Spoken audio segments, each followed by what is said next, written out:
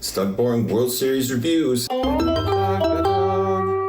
This is the second World Series, 1905. We all know it should have been the third, because in 1904, if you recall from last week, Mr. John McGraw, the malevolent leprechaun that manages the New York Giants, decided they were too good to play the Philadelphia Athletics. I think that basically he's telling the fans and you personally that he hates you and he doesn't want you to have any fun. I'm 100% rooting for the Athletics in this one. I don't have a problem with that. I don't think there's anything wrong with that. I think the Giants are undisputably the bad guys. I'm not listening to any argument on this one. I have proof, actually. The Giants, before this World Series, decided they were going to wear all black uniforms to play in the World Series. They didn't do it all year. I think it had something to do with luck. Another time they won the pennant. Just come on. They were all black. That's the most classic bad guy move in all of the bad guy moves. So the New York Giants dominate the National League for the second year. They're basically the same batch of loutish goons and goonish louts from the year before. They overpower the National League competition with a combination of elite pitching, brutal violence, and gaslighting. Despite being the grossest and meanest team in all of baseball history, somehow they employed the guy who's known for being the nicest guy in baseball history, Christy Mathewson.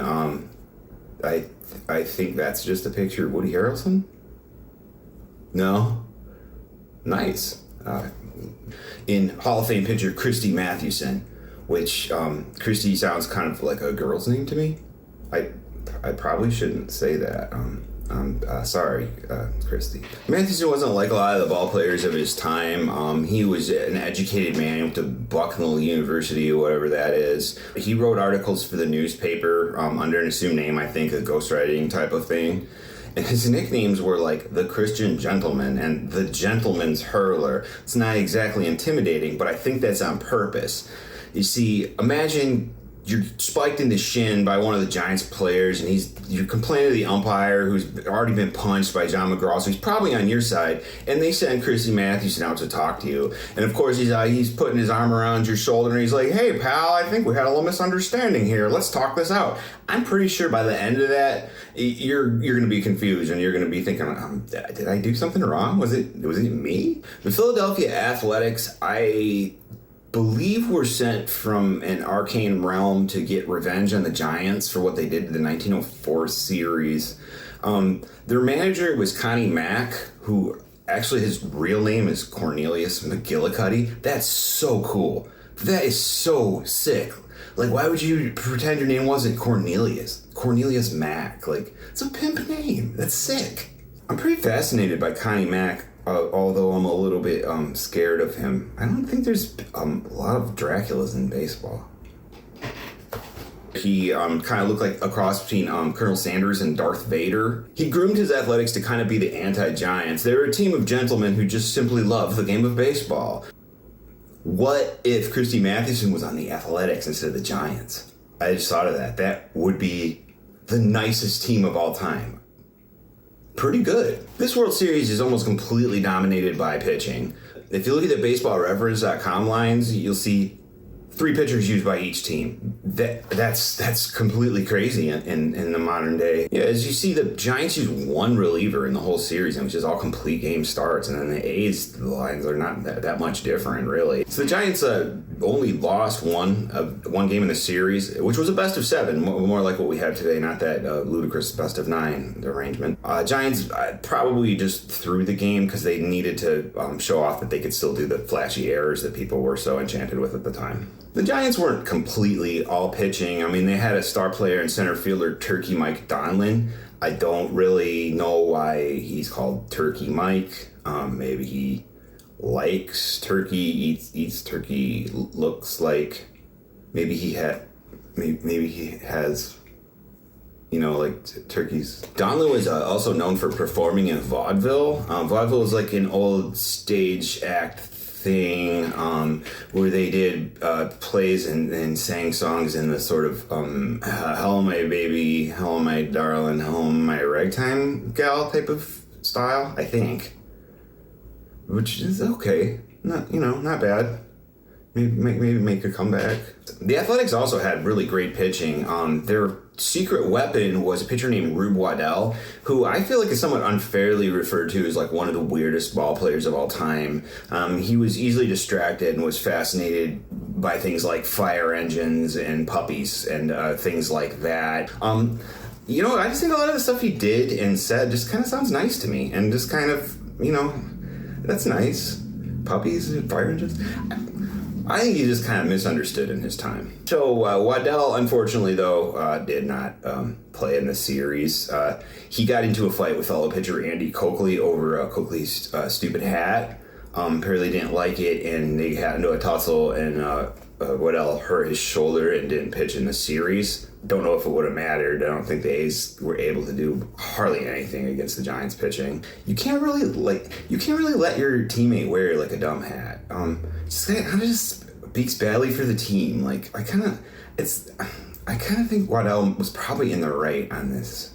Just can't have your teammate wearing a stupid looking hat. So the Athletics have no earned runs in this series.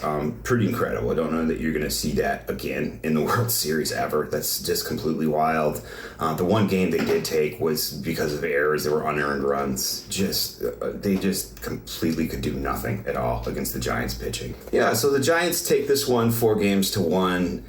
Mathewson most likely would be the series MVP in this. I'm not sure if they knew how to do MVPs back then, though.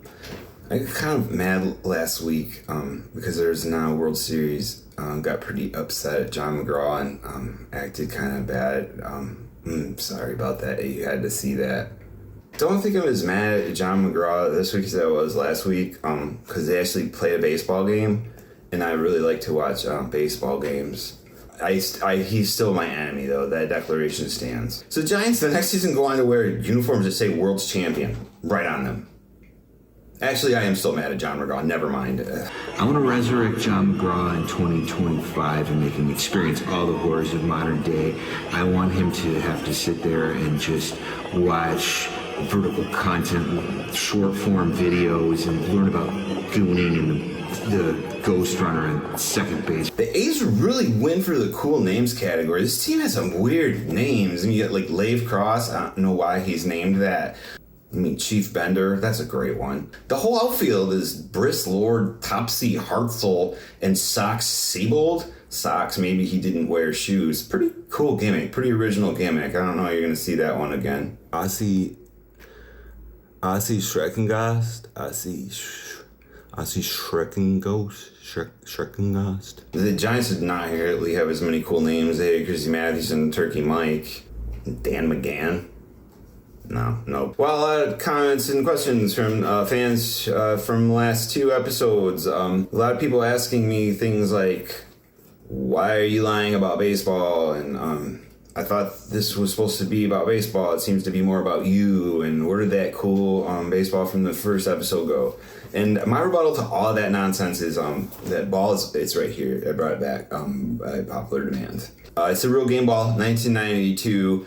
My dad's friend caught it, but he had to give it to me because I was a little kid at the time. You have to give the ball to a little kid. It's the rule. It's bad if you don't do that. It gets really bad. Wow, that's a pretty okay World Series. I kind of wish they would learn how to get hits or hit home runs. I kind of feel like we're going to see these Philadelphia Athletics again, mainly because I don't think Connie Mack can die. Kind of feel like doing whatever Connie Mack tells me to do for some reason. Next week's 1906. I'm really excited about this one. It's the All-Chicago Series Windy City Classic. Chicago White Sox, Chicago Cubs. I live in Chicago, so it's exciting for me. Love the Cubs, love the White Sox. Neither of them are the Detroit Tigers, but I just love them. I love the baseball teams. I can't wait. Hopefully this one will have more offense, lots of hits, lots of runs, lots of action on the base path, lots of going real fast. I wish I was named Cornelius or Ossie Schreckengast.